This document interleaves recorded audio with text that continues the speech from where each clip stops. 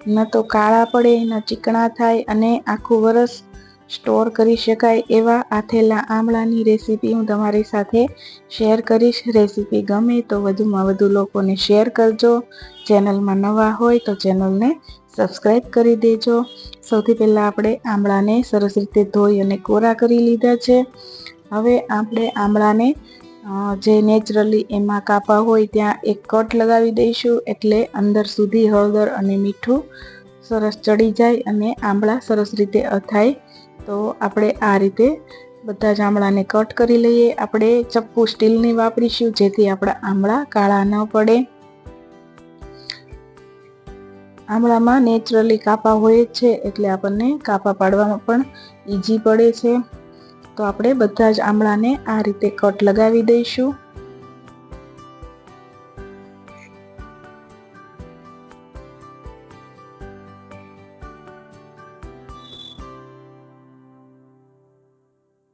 એક પછી એક આપણે બધા જ આમળાને કટ લગાવી દીધી છે. હવે આપણે એક ચોખ્ખી કાચની બરણી લઈશું અને આપણે એમાં કટ કરેલા બધા જ આમળા એડ કરી દઈશું.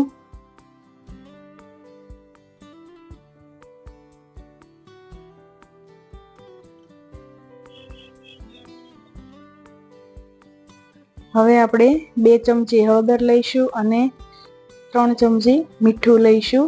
અને મીઠું આપણે સિંધવ મીઠું નહીં યુઝ કરીએ, જે સાદું આપણે રેગ્યુલર મીઠું આવે એ જ લઈશું. અથવા તો તમે જે જાડું મીઠું આવે સી સોલ્ટ એ પણ લઈ શકો, પણ સિંધવ મીઠું આપણે યુઝ નહીં કરીએ કેમ કે એનાથી આમળા કાળા પડી જાય છે.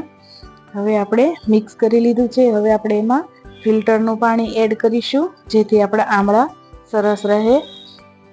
અને આપણે પાણી એટલું લઈશું કે આમળા છેક સુધી અંદર ડૂબડૂબા રહે. હવે આપણે હળદર મીઠા વાળું પાણી આમળાની અંદર એડ કરી દઈશું અને આમળા ડૂબે ત્યાં સુધી પાણી ભરી લઈશું. આથેલા આમળાને 6 થી 8 દિવસનો ટાઈમ લાગે છે. આ રીતે આપણે આમળા અંદર ડૂબે ત્યાં સુધી પાણી ભરી લીધું છે. હવે આપણે ઢાંકણ ઢાંકી અને સરસ હલાવી લઈશું અને દિવસમાં 2 થી 3 વાર એને આપણે બોટલને હલાવીશું જેથી આપણા આમળા સરસ રીતે અથાઈ જાય. 6 થી 8 દિવસ પછી તમે જુઓ તો આપણું પાણી પણ થોડું લાઈટ થઈ ગયું છે અને આમળાનો કલર એકદમ સરસ યલો થઈ ગયો છે. એટલે કે આપણા આમળા પરફેક્ટ રીતે અથાઈ ગયા છે.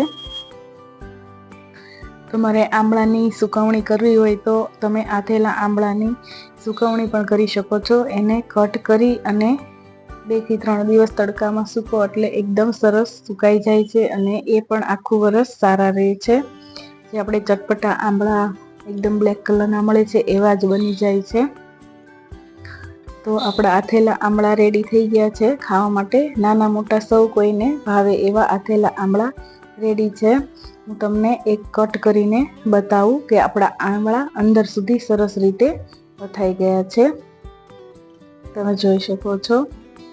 મિત્રો, તમને મારી રેસીપી ગમી હોય તો વિડીયોને લાઈક, શેર અને સબસ્ક્રાઈબ કરી દેજો. કમેન્ટ કરવાનું ભૂલતા નહીં.